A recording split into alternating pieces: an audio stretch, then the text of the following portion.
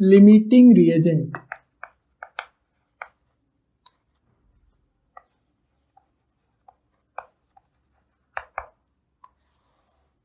Limiting reagent क्या होते हैं?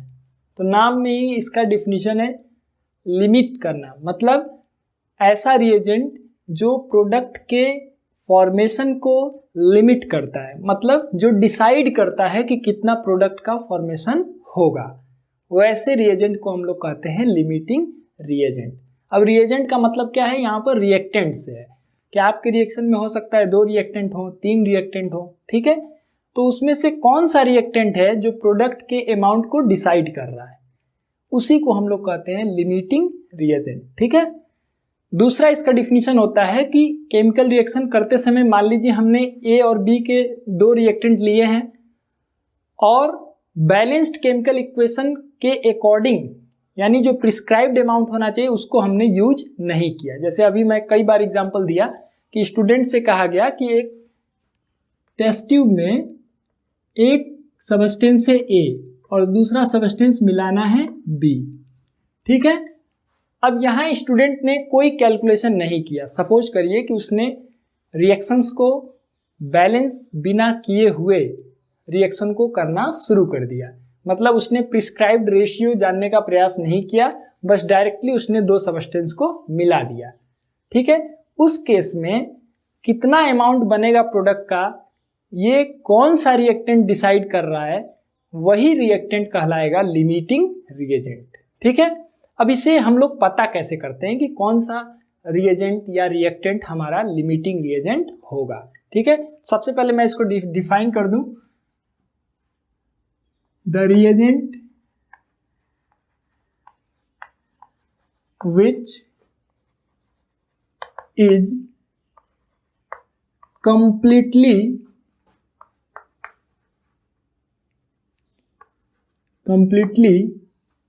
consumed in the reaction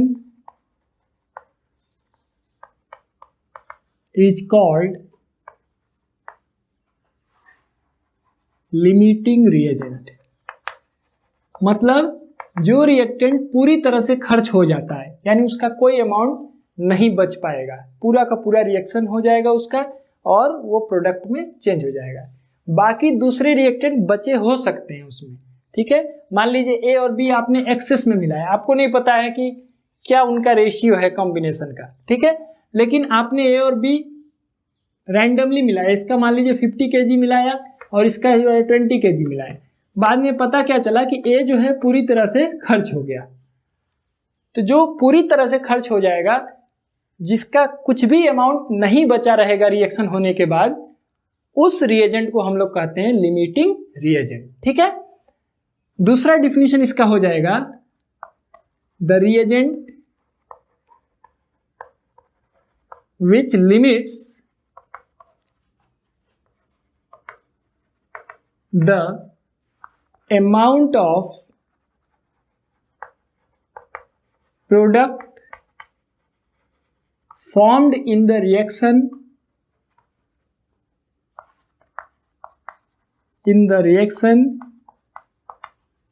is called limiting reagent। Limiting reagent, ठीक है। अब इसको हम लोग एक रिएक्शन से समझते हैं, ठीक है। चलिए वही रिएक्शन में सपोज कर लेता हूं, methane plus oxygen gives carbon dioxide plus water. और सपोज करिए कि इसका 16 ग्राम यूज किया गया और इसका 128 ग्राम यूज किया गया। एक स्टूडेंट ने लेबोरेटरी एक्सपेरिमेंट में मीथेन गैस का 16 ग्राम यूज किया और ऑक्सीजन का 128 ग्राम यूज किया रिएक्शन करते समय। अब क्वेश्चन अराइज होता है कि कार्बन डाइऑक्साइड कितना ग्राम प्रोड्यूस होगा और वाटर कितना ग्राम प्रोड्यूस होगा, ठीक है। अब आप देखिए ये पिछले क्वेश्चन की तरह नहीं है कि एक चीज का अमाउंट दिया है, बाकी को आप उसी रेशियो में पता कर लेंगे। यहाँ पर 2 रिएक्टेंट हैं और दोनों के अमाउंट लिखे गए हैं। आपको ये डिसाइड करना है इन दोनों में से कौन सा रिएक्टेंट हमारा लिमिटिंग रिएजेंट है, पहला चीज। दूसरा चीज हमको ये डिसाइड करना है कि प्रोडक्ट के जो भी यहाँ प्रोडक्ट दिख रहे हैं आपको, कार्बन डाइऑक्साइड और वाटर, उनके कितने अमाउंट इस रिएक्शन में फॉर्म होगा। और तीसरा चीज कि कौन सा रिएक्टेंट है जो एक्सेस में है। जैसे एक तो लिमिटिंग होगा, चाहे ये हो जो पूरी तरह से खर्च हो जाएगा, और दूसरा जो होगा वो एक्सेस में होगा, मतलब उसका कुछ अमाउंट बच जाएगा, रिएक्शन के बाद वो अमाउंट बच जाएगा उसी रिएक्शन वेसल में। ठीक है, तो उसको हम लोग कह सकते हैं एक्सेस रिएजेंट। ठीक है, तो तीन चीज हम लोग डिसाइड करने वाले हैं। पहला लिमिटिंग रिएजेंट, दूसरा the amount of products formed, और तीसरा the amount of unused reactant, कि कौन सा रिएक्टेंट है जिसका अमाउंट बच जाएगा और कितना बच जाएगा। ये तीन चीज हम लोग यहाँ पर पता करने वाले हैं। ठीक है, तो सबसे पहला चीज हम लोग यही करेंगे कि पहले केमिकल इक्वेशन को बैलेंस्ड फॉर्म में लिख देंगे, उसके स्टोइकियोमेट्रिक रेशियो को लिख देंगे, नंबर ऑफ मोल्स को लिख देंगे, और मोल्स के लिए हम लोग जो भी फॉर्म में, वेरिएबल्स के फॉर्म में उसको रिप्रेजेंट कर लेंगे, x 2x इस तरह से करके हम लोग रिप्रेजेंट कर लेंगे। उसके बाद ही हम लोग क्वेश्चन करना शुरू करेंगे। ठीक है, तो जो बेसिक स्टेप मैंने बताया है उसको आपको फॉलो करना है, उसके बाद ही कुछ नया इसमें करना है। ठीक है, तो चलिए करते हैं। CH4 plus 2O2 gives CO2 plus 2H2O।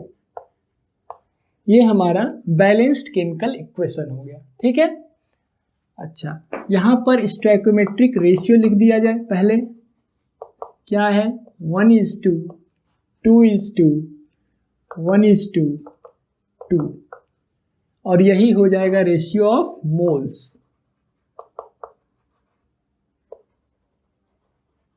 क्या हो जाएगा, 1:2, 2:2, 1:2। और हम लोग सपोज कर लेते हैं नंबर ऑफ मोल्स क्या होगा, x, 2x, x, 2x। ये इसके नंबर ऑफ मोल्स हमने सपोज कर लिया रेशियो के अकॉर्डिंग। ठीक है, अब हमारा यहाँ पर जो इंफॉर्मेशन दिया गया है वो मास दिया गया है रिएक्टेंट का, जो ग्राम में रिप्रेजेंट किया गया है। सबसे पहले हमको क्या करना है, इनके मास को नंबर ऑफ मोल्स में चेंज कर लेना है। तो मैं डायरेक्ट ही करूँगा, ठीक है, क्योंकि यही एग्जाम्पल मैंने पिछली बार भी आपको बताया था। इस मीथेन का मोलर मास 16 होता है, ऑक्सीजन का मोलर मास 32 होता है, तो डायरेक्ट मैं नंबर ऑफ मोल्स निकाल लेता हूँ। ठीक है, चलिए, number of moles of methane. तो नंबर ऑफ मोल्स निकालने का फॉर्मूला क्या है, given mass by molar mass. Given mass कितना है, 16 है, और मोलर मास भी मीथेन का कितना होता है, 16। तो इसके नंबर ऑफ मोल्स हैं 1 मोल है ये। और number of moles of oxygen कितना है, गिवन मास कितना है यहाँ पे, 128 ग्राम। और O2 का मोलर मास, O2 मतलब 2 इंटू ऑक्सीजन मतलब 2 इंटू 16 मतलब 32 ग्राम। तो 32 होता है, ये कैंसिल हो जाएगा 4 टाइम्स, यानी आएगा 4 मोल्स। ठीक है, दोनों का हमने मोल्स निकाल लिया। अब दो केस हम लोग सपोज करेंगे जिससे हमको पता चल जाएगा कौन सा हमारा लिमिटिंग रिएजेंट है, कौन सा एक्सेस रिएजेंट है। यही डिफिनीशन आप देखिए क्या लिखा हुआ है, ऐसा रिएक्टेंट जो कि पूरी तरह से कंज्यूम हो जाए, पूरी तरह से खर्च हो जाए। तो हम लोग केस 1 सपोज करते हैं। Case 1, CH4 is used completely. मान लीजिए CH4 पूरी तरह से खर्च हो जाता है। तो CH4 पूरी तरह से खर्च हो जाने का मतलब हम लोग CH4 को कंसीडर करें तो x का वैल्यू, यहाँ x दिया हुआ है तो x इज इक्वल टू क्या हुआ, 1 मोल। किसके लिए है, CH4 के लिए। और ऑक्सीजन कितना है, 2x। तो 2x कितना होना चाहिए, अगर ये 1 मोल है x का वैल्यू, तो 2x का वैल्यू क्या होना चाहिए, 2 मोल्स होना चाहिए। किसका अमाउंट, ऑक्सीजन का, जो कि पॉसिबल है। पॉसिबल इसलिए मैं कह रहा हूं कि मीथेन अगर 1 मोल पूरी तरह से खर्च हो रहा है, पूरी तरह से मीथेन का अमाउंट अगर खर्च करना है तो कितना ऑक्सीजन चाहिए, 2 मोल्स चाहिए। जबकि रिएक्शन में कितना मोल्स अवेलेबल है, आपका जो भी रिएक्शन वेसल है सपोज कर लीजिए कि रिएक्शन वेसल ये है, ठीक है, एक गैस जा रहा है ये, और इस रिएक्शन वेसल में मीथेन कितना है 1 मोल है और ऑक्सीजन कितना है 4 मोल्स है। तो 1 मोल मीथेन को पूरी तरह से रिएक्शन करने के लिए कितना ऑक्सीजन चाहिए 2 मोल्स। तो जाहिर सी बात है कि यहाँ जब 4 मोल्स अवेलेबल है तो उसमें से 2 मोल्स जो होगा वो रिएक्शन कर लेगा, बाकी जो 2 मोल्स है वो बच जाएगा, ठीक है। इसलिए मैं इसको लिख रहा हूं पॉसिबल, यानी ये पॉसिबल है कि मीथेन पूरी तरह से खर्च हो सकता है, क्योंकि मीथेन को अगर पूरी तरह से खर्च होना है तो ऑक्सीजन कितना चाहिए 2 मोल्स चाहिए, जो कि पॉसिबल है। केस 2, अब हम लोग सपोज करते हैं कि ऑक्सीजन पूरी तरह से खर्च हो जा रहा है, O2 इज यूज्ड कंप्लीटली, ठीक है। तो अगर हम लोग O2 को सपोज करते हैं तो आपको यहां से चलना होगा, यानी 2x की वैल्यू क्या हो गई, O2 पूरी तरह से खर्च हो रहा है मतलब 4 मोल्स पूरा का पूरा खर्च हो जाएगा। तो अगर 2x की वैल्यू 4 मोल्स है तो x की वैल्यू क्या होगी 2x मतलब ऑक्सीजन का अमाउंट है। तो मीथेन कितना चाहिए होगा, देखिए अगर ये 2x है तो x चाहिए होगा, यानी x चाहिए होगा, और x चाहिए होगा तो 2x की वैल्यू 4 मोल्स है तो x की वैल्यू क्या होगी 2 मोल्स होगी। जबकि आपके वेसल में कितना मीथेन है केवल 1 मोल, ठीक है। मतलब कि अगर इसको आप सपोज कर लीजिए, इसको आप ढक दीजिए, सपोज करिए कि मीथेन केवल 1 मोल है, ये 1 मोल है, तो ऑक्सीजन कितना चाहिए 2 मोल्स, यहाँ आपके पास कितना है 4 मोल्स, पॉसिबल हो गया। लेकिन दूसरा केस सपोज करिए कि ये मत आप देखिए, केवल इसको देखिए, तो आप 4 मोल्स यहाँ लिख देंगे 4 मोल्स, तो ये कितना चाहिए इसका आधा यानी 2 मोल्स, जबकि आपके वेसल में कितना मोल्स मीथेन है केवल 1 मोल, यानी ये पॉसिबल नहीं है, ऐसा हो ही नहीं सकता। क्यों नहीं हो सकता, क्योंकि अगर 4 मोल्स ऑक्सीजन को पूरी तरह से खर्च करना है तो मीथेन कितना चाहिए 2 मोल्स चाहिए, जबकि हमारे पास उतना मीथेन अवेलेबल नहीं है, इसलिए ये क्या हुआ नॉट पॉसिबल। तो जिसके लिए पॉसिबल केस आया है वो पूरी तरह से खर्च हो जाएगा, इसीलिए इस केस में मीथेन हमारा लिमिटिंग रिएजेंट हो गया। पहला चीज हमने पता कर लिया कि मीथेन और ऑक्सीजन में से लिमिटिंग रिएजेंट कौन सा है, मीथेन है। वो इस केस के लिए, क्योंकि यहां हमने कंपेयर करके देखा है तो पता चला कि मीथेन पूरी तरह से खर्च हो सकता है, क्योंकि इसका 1 मोल है, तो इसके 1 मोल के लिए इसका कितना मोल चाहिए 2 मोल्स चाहिए, जो कि पॉसिबल है, क्योंकि आपके पास वेसल में 4 मोल्स ऑक्सीजन अवेलेबल है, तो उसमें से 2 मोल्स यूज हो जाएगा, बाकी 2 मोल्स बच जाएगा। लेकिन अगर हम लोग ये सपोज करें कि ऑक्सीजन के 4 मोल्स हैं, ये पूरी तरह से खर्च हो जाए, तो इसको पूरी तरह से अगर खर्च होना है तो मीथेन कितना चाहिए 2 मोल्स, उसका आधा, जबकि हमारे वेसल में केवल 1 मोल है, इसीलिए ये पॉसिबल नहीं है कि ऑक्सीजन पूरी तरह से खर्च हो सके। तो जो पूरी तरह से खर्च हो जाएगा उसी को हम लोग कहते हैं limiting reagent, and therefore methane is the limiting reagent in the given reaction, ठीक है। अब पहला चीज हमने पता कर लिया कि मीथेन हमारा लिमिटिंग रिएजेंट है। अब इसके अकॉर्डिंग हम लोग कार्बन डाइऑक्साइड और वाटर का जो अमाउंट होगा वो पता कर लेंगे, और ये भी पता कर लेंगे कि अनयूज्ड जो ऑक्सीजन बच जाएगा उसकी अमाउंट कितनी होगी, ठीक है। तो चलिए, तो यहां लिख देते हैं number of moles of methane is equal to 1 mole and number of moles of O2 is equal to 4 moles, ठीक है। CH4 is completely used up in the reaction, hence CH4 is the limiting reagent। जब भी आप descriptive वे में question को जब कर रहे होते हैं, या बोर्ड एग्जाम के क्वेश्चन हो या आप कोई भी रिटन एग्जाम दे रहे हो जिसमें डिस्क्रिप्टिव वे में आपको समझाना है, तो आप दोनों केस बताते हैं कि case 1 let us suppose methane is completely used, ठीक है, it means 1 mole of methane is completely consumed, for this we will require 2 moles of oxygen and we have 4 moles of oxygen in the vessel, so this is possible. In the second case let us suppose that O2 is completely consumed, that is 4 moles of O2 are completely used up in the reaction. For this we will have to use 2 moles of methane, but we have only 1 mole, so this case is not possible. Hence methane is the limiting reagent. ठीक है, तो आप 2 case बना करके descriptive वे में उसको समझाइएगा. अच्छा, अब जो लिमिटिंग रिएजेंट आपका मीथेन हो गया, तो इसके अकॉर्डिंग आप रिएक्शन को लिख दीजिए. यानी x का वैल्यू क्या हो जाएगा, अभी आपने निकाल ही लिया था, तो x की वैल्यू हो जाएगी यहाँ पर 1 मोल. 2x की वैल्यू क्या हो जाएगी 2 मोल्स. डायरेक्ट मैं लिख दे रहा हूँ, x मत लिखिए, यहाँ लिखा ही है x 1 मोल हो गया, 2x 2 मोल हो गया, फिर x 1 मोल हो गया, और 2x क्या हो गया 2 मोल्स. ठीक है, तो आपका ये पूरी तरह से यूज हो गया. यहाँ पर केवल 2 मोल्स यूज हो पाए, जबकि कितना मोल्स था 4 मोल्स. तो मैं पहले चीज ये लिख दे रहा हूं, amount of excess O2 is equal to 4, total moles 4 थे, उसमें से 2 मोल्स यूज हो गया, तो जो बच गया वो कितना हो गया 2 मोल्स. इसी को आप मास ग्राम में रिप्रेजेंट करना चाहें तो क्या हो जाएगा 2 number of moles into molar mass. Oxygen का मोलर मास कितना होता है O2 का 16 2 या 32, तो 32 कर दीजिए, मतलब 64 ग्राम बच जाएगा.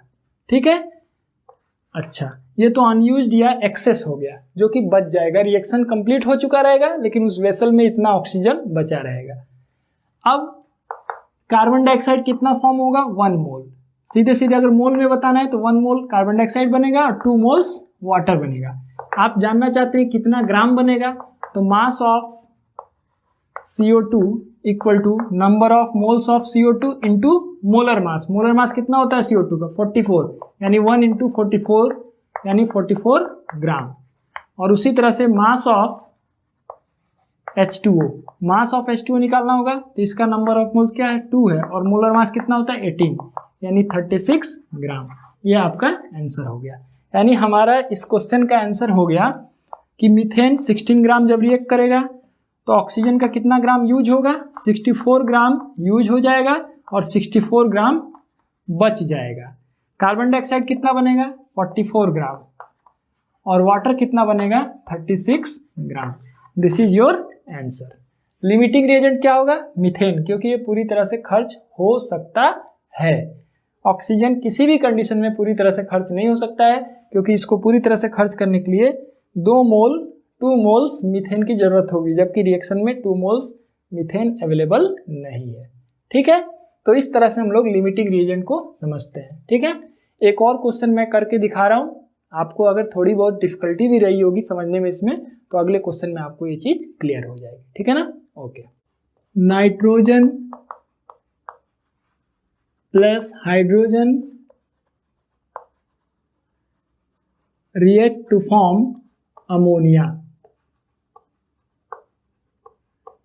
ठीक है, if the mass of nitrogen is 2.8 gram and the mass of hydrogen is 20 gram, find. वही 3 चीज मैं सपोज कर लेता हूं. पहला है लिमिटिंग रिएजेंट हम लोग पता करेंगे.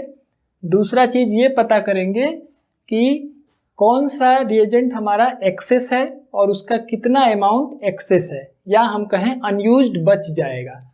और तीसरा चीज जो प्रोडक्ट बन रहा है उसका कितना अमाउंट बनेगा. ठीक है, तो तीनों चीज हम लोग स्टेप बाय स्टेप पता करते हैं.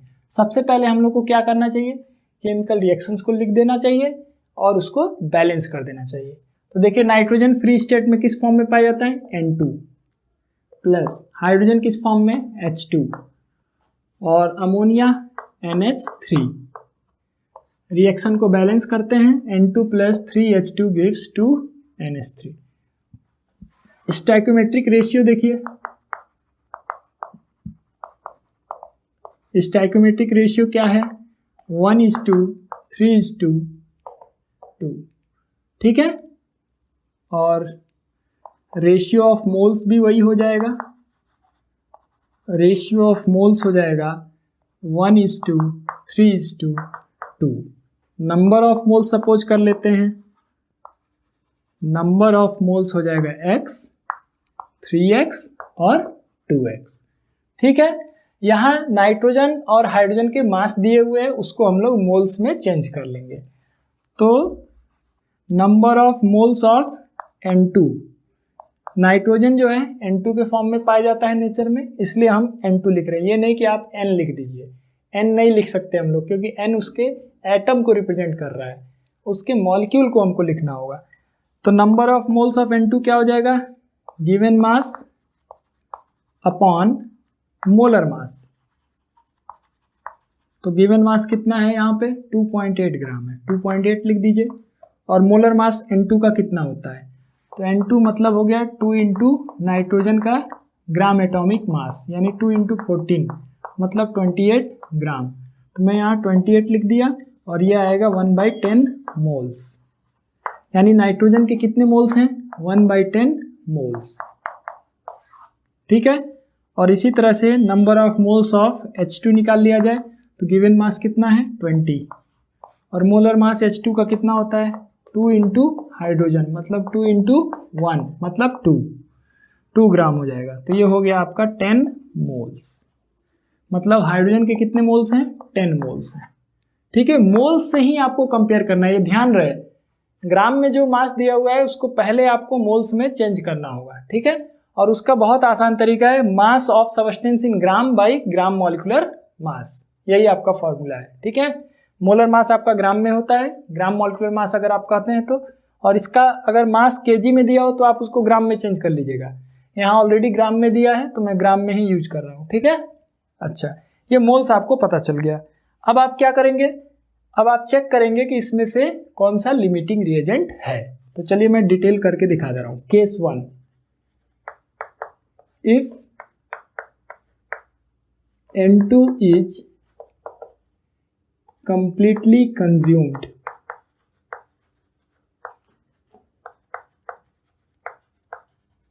N2 is completely consumed मतलब रिएक्शन को आप ऐसे लिखिए, N2 plus 3H2 gives 2NH3। ठीक है, रेशियो क्या है या मोल्स क्या है x, 3x और 2x। N2 का कितना मोल्स दिख रहा है आपको 1/10, तो यहाँ आप लिख दीजिए 1/10। तो x का वैल्यू 1/10 है तो 3x का कितना हुआ 3 इंटू 1/10 यानी 3/10 मोल्स। ठीक है, और 2x है मतलब 2 इंटू 1/10 मतलब हो गया 2/10 मोल्स। अगर N2 पूरी तरह से आपके रिएक्शन में खर्च हो जाए तो उसको खर्च करने के लिए कितना हाइड्रोजन जरूरत पड़ेगा 3/10 मोल्स मतलब 0.3 मोल्स। ठीक है, तो ये बहुत ही आसानी से दिख रहा है कि ये पॉसिबल है। क्यों, क्योंकि हाइड्रोजन आपके पास कितने मोल्स है 10 मोल्स है, जबकि उसमें से केवल 0.3 मोल्स ही चाहिए, तो इसका मतलब ये पॉसिबल है। ठीक है, the amount of hydrogen available is 10 mole, so this case is possible। ठीक है, और ये पॉसिबल हो रहा है तो अनयूज्ड H2 कितना हो जाएगा, टोटल कितने मोल्स थे 10 मोल्स थे, तो आप यहाँ 10 लिख देंगे और इसमें से यूज कितना हुआ 0.3 मतलब 9.7 मोल्स जो होंगे वो बच जाएंगे। या आप इसी को ग्राम में चेंज करना चाहें तो 9.7 इंटू मोलर मास कर दीजिए। मोलर मास H2 का कितना होता है यहाँ निकाले हैं 2 ग्राम, तो आप इसको मल्टीप्लाई कर दीजिए 9.7 इंटू 2 कितना हो जाएगा 2 7 जा 14, 1 9 2 जा 18, 1 19, 19.4 ग्राम इतना हाइड्रोजन बच जाएगा।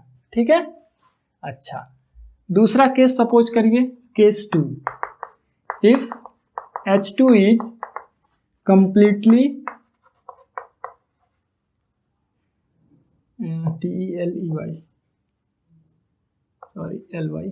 If H2 is completely used या कंज्यूम। ठीक है, तो क्या होगा उसी तरह से आप लिखिए N2 plus 3H2 gives 2NH3। तो रेशियो आप जो मोल्स था उसी के अकॉर्डिंग मोल्स सपोज कर लेते हैं, x, 3x और 2x। तो 3x का वैल्यू आपको पता है, ये 10 रख देंगे 3x का वैल्यू, यहाँ 10 मोल हो जाएगा। और ये अगर 10 मोल है तो आप देखिए ये 3x है तो x है, तो 10 मोल है तो इसका 1/3 होगा, यानी 10/3 मोल्स।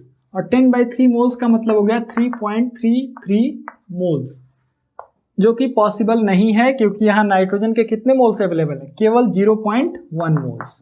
तो आपको लिख देना है not possible because we have only 0.1 moles of nitrogen. ठीक है, तो ये केस आपका पॉसिबल नहीं है, यानी रिएक्शन इसी केस के अकॉर्डिंग होगा।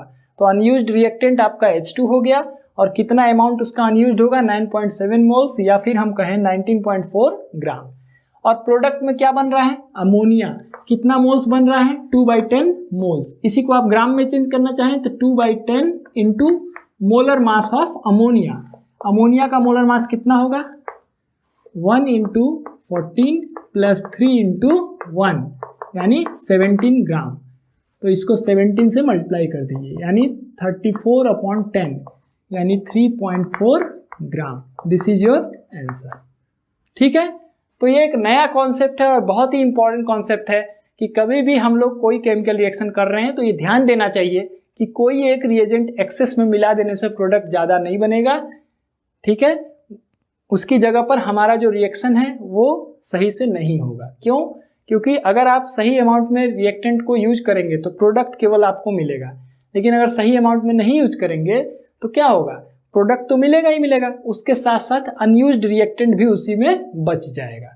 ठीक है, जैसे आप दाल बना रहे हैं, नमक बहुत ज़्यादा नमक डाल दीजिए तो क्या होगा, दाल तो पकेगा ही लेकिन वो बहुत ज़्यादा नमकीन लगेगा, क्योंकि नमक एक्सेस में है जो कि अनयूज्ड रह गया उसी में।